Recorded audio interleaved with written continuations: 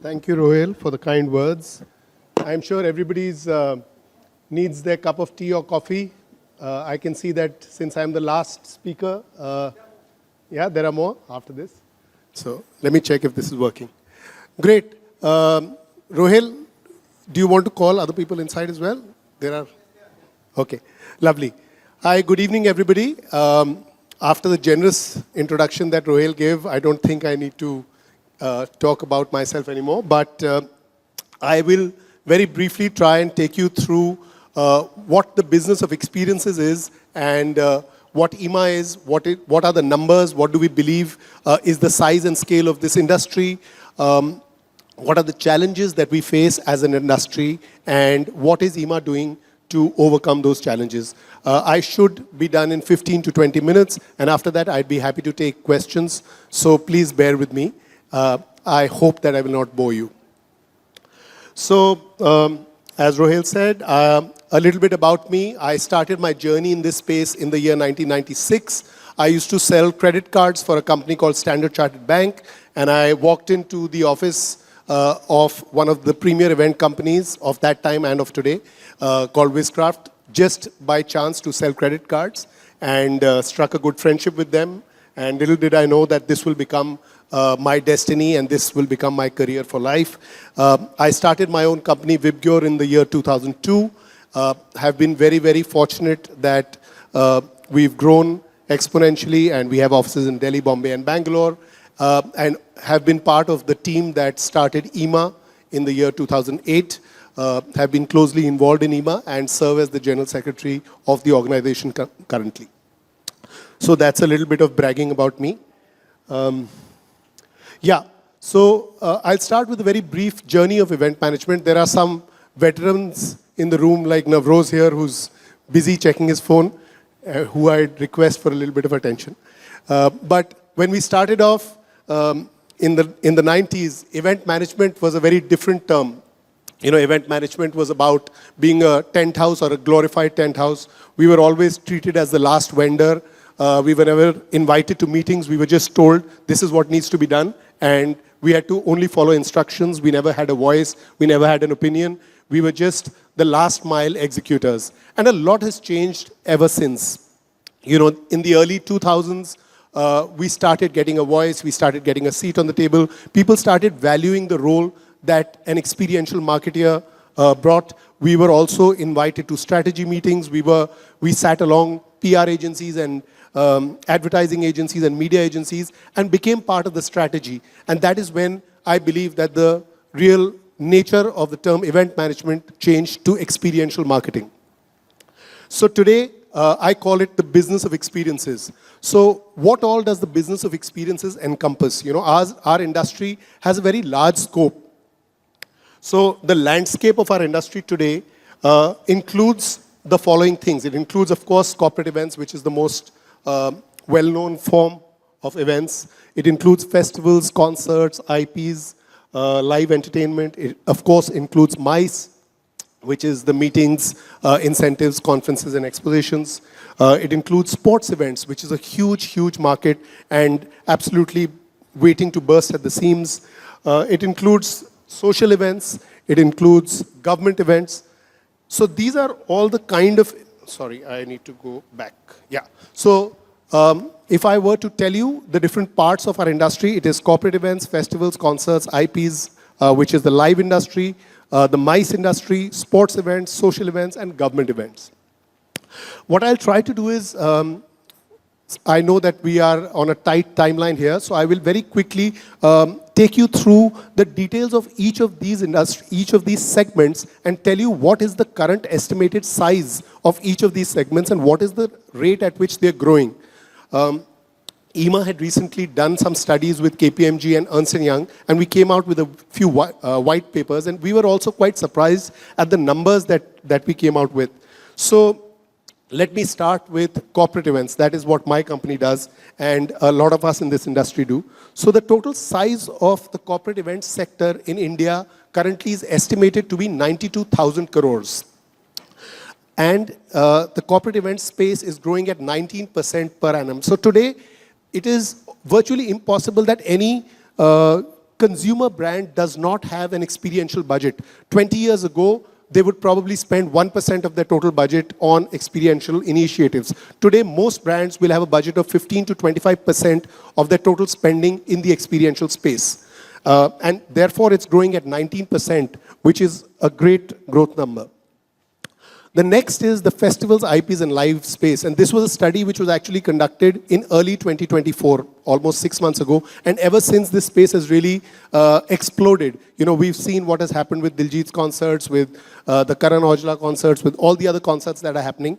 And this space is actually the one which has become the most sought-after space in the live events industry. So the festivals, IPs, and live event industry was pegged at about 3,000 crores. In early 2024, and it is growing at 30%. This is the space which is really, really growing the fastest in our industry.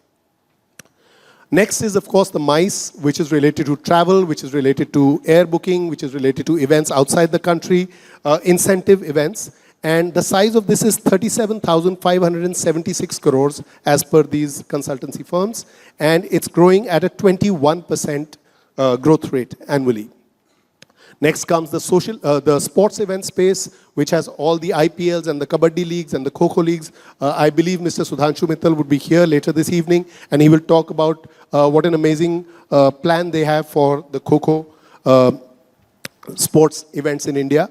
And this space is worth 60,000 crores. The total sports event space in India is supposedly worth 60,000 crores. And it's growing at a rate of 14% per annum. Then we come to our dear social events, which is the Band Baja Barat, which is what my friend Aprajita was talking about in the panel before me. And ladies and gentlemen, what is your guess? Any ideas what is the size of the social event space in India? What is the kind of number that you guys have all seen the numbers that I threw before this? So any guesses? Anybody would like to tell me what they think is the size of the social event space in India annually? So it's 3,85,000 crores is the social event space, which consists of the wedding, pre-wedding, celebrations, anniversaries, etc., etc., etc. So the organized social event space in this country is supposed to be 3,85,000 crores, and it's growing at 17% per annum. And then the big daddy, which is government events. Government is actually one of the largest spenders. It's the largest client in this country. It's one of the largest spenders in the event space. And it's pegged at 32,000 crores currently and growing very fast at a rate of 24%. And we expect this actually in the next 2 years to become 60,000 crores. So we expect this to really double in size very soon. So these were the numbers. Which pegs the total size of this industry between 5 to 6 lakh crores if we include all these segments. And globally, I mean, we were told by our consultancy firms, globally the number till 2028 is $1,552 billion. I don't think our calculators can really calculate this in Indian rupees, but it's a hell of a number. So this is the right time to be in the live entertainment space. This is the right time to be in the experiential marketing space because none of the other media industries would be growing at this rate. None of the other factions of the media industries would grow at this rate. Almost every segment of the Indian experiential marketing industry is growing at almost a 20% growth rate year on year. And these are the numbers that have been given to us by our partners like KPMG and Ernst & Young, and they are absolutely staggering. Coming to very quickly, what are the key challenges? What are some of the areas that we believe are challenge areas for the experiential marketing industry in India in today's landscape? So venues and infrastructure, that is one area that is a true challenge for our industry, which we believe, Diljit Dosanjh also in a recent tweet spoke about it. So that's, we usually use venues which are meant for sports events or which are meant for recreation. So we desperately require venues that can hold large-scale events in the country. If this industry, the experiential marketing industry gets an industry status, then it'll be easy to get funding, it'll be easy to get GST rebates, it'll be easy to to get all kinds of facilities that other industries have. So industry status is one of the key challenges that we have. Scaling up, most of the agencies that are there in this space, are between 4 crores and 200 crores. There are very few agencies which have really been able to scale up, not more than, I would say, 5 to 7 agencies in this country, or less than 10. That number of agencies who've been able to scale above 200, 250 crores is less than 10 in this country. So scaling up is a huge challenge because it's usually a promoter-led business, and it's usually very closely held. There are very few professional agencies. There are very few people who have the kind of systems and processes where professionals are able to take the mantle forward. So scaling up is a huge challenge. Talent, we are usually not the first choice for talented kids today, and so getting high quality talent and retaining high quality talent is a huge challenge for this industry. Education and upskilling, this is at various levels, at the entry level, at the mid-manager level, and at the owner level. Education and upskilling is a huge challenge for the experiential marketing industry. Health, safety, and sustainability. We've all heard of incidents where there have been fires, there have been, people have fallen off trusses and died. And of course, sustainability, where we need generators. We all know about the wastage of food, the wastage of flex, the wastage of all kinds of materials at events. So it is one of the key challenges. If we don't do something about it, we are all heading to a very gloomy and dark path. So health, safety, and sustainability is a huge challenge of this industry. Client visibility, even now, whether the client is in the form of a government or in the form of a social client or in the form of a corporate client, visibility and respect and parity with the other bodies like media buying, like PR, like digital agencies is much lesser for the experiential industry. So these are all the key challenges that I believe the experiential industry is currently facing. Now a little bit about EEMA, very, very quickly. As I told you, EEMA was formed actually the idea was formed in the year 2007 when a few of us got some music licensing notices. At that time, T-Series used to run something called TPPL, and 7, 8 agencies in Delhi got their notices. Rajiv, Vijay, myself, Sanjeev from CS Direct, Jindi, Michael the late Michael from Showtime, and a few of us, about 7 or 8 different agencies, and then we all got together at the Meridian Hotel once, and we said that none of us can individually fight these notices, so we must make an association, and therefore EEMA was born. We had our first national convention in 2008, and ever since, music licensing has been one of the subjects that we've been working on, and we are hopeful that there'll be some solution very soon. But EEMA has been working on several other things, and it's the only national association which truly represents the industry. There are 25 state associations which are part of EEMA. There are more than 800 members which are part of EEMA. And it does various things for this industry in a very... Oh, sorry, I've just been told time's up. Can I take a few more minutes? Thank you. So it's the unified voice of the experiential industry in India. It's the only national body incepted in 2008. It represents about 75% of the organized business of events in this country. It also represents associations of 25 states. It's got a robust democratic setup. And the key objectives of EEMA are to represent the entire experiential industry, including all its sectors, to be the voice of the industry to the government, to create the best practices, highest standards and ethics, to create high visibility and growth for all stakeholders of the industry, including clients, employees, partners, etc., to create a safe and equitable work environment and output for our industry, to create engagement and upskilling for all our stakeholders. So as I said, EEMA is a democratic organization. There are certain things that EEMA does which add value to this industry. We have a knowledge repository. Members have access to whether it is suppliers or it is freelancers or it's vendors or MCs or whatever else our industry requires. We have a knowledge repository. We have a technology stack. We are creating an entire technology platform. Nanni, can you please come back in? Friends, can we have a round of applause for Nanni? She heads our artist committee and she works very aggressively with EEMA and has created some great formats and great value addition for our industry. So thank you, Nanni. Sorry, I just noticed you going out, so I thought I'll stop you. No, you can't have water while the panel is going on. We have an ombudsman. There are often many disputes that are there between agencies and clients, agencies and artists, and agencies and within themselves. So we have an ombudsman which is a panel of 4 senior members who sorts out all these problems.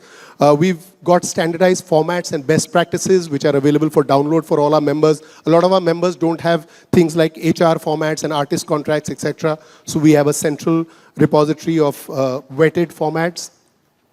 We do learning and upskilling. We do knowledge workshops. We do tech enhancement sessions. We create global exposure. We bring the best practices from across the world to the Indian experiential industry. We do talent development and education. We've tied up with several colleges and created event management courses, tried to make students to attract the right quality of talent to our industry, giving them the right tools to make them industry ready. And we try to create collective value addition. So we've tied up with MMT, we've tied up with several airlines, hotel chains, and tried to get huge benefits for EEMA members through collective buying. So some of the key value additions that EEMA does to its members, and we do a lot of member engagement. We've set up several task forces for critical issues, and we believe that these really would go a long way towards solving our problems as an industry. So we have an artist engagement task force, which of course is co-chaired by our dear Nani here. We have a client visibility task force, which is headed by Saurabh Khurana from Lakshya Live. We have a government engagement task force, which is headed by Samit Garg, who's our president.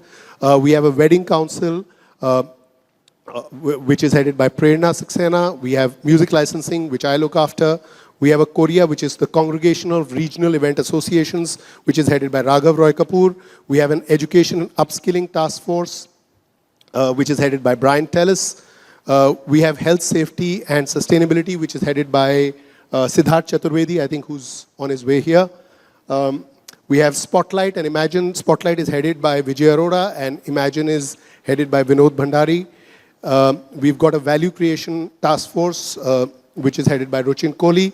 And we have a VCare task force, which is all about gender parity, which is headed by Sushma Gaikwad. So we've got leaders of our industry who are heading these critical task forces, which create programs that give the necessary oiling to our industry for it to function smoothly. So this is what EEMA does. So we love what we do, and we do what we love. There is a small film of EEMA. I don't know if that will play. Can you please check if this can play? Otherwise, my time is up anyways. Let's give the audio.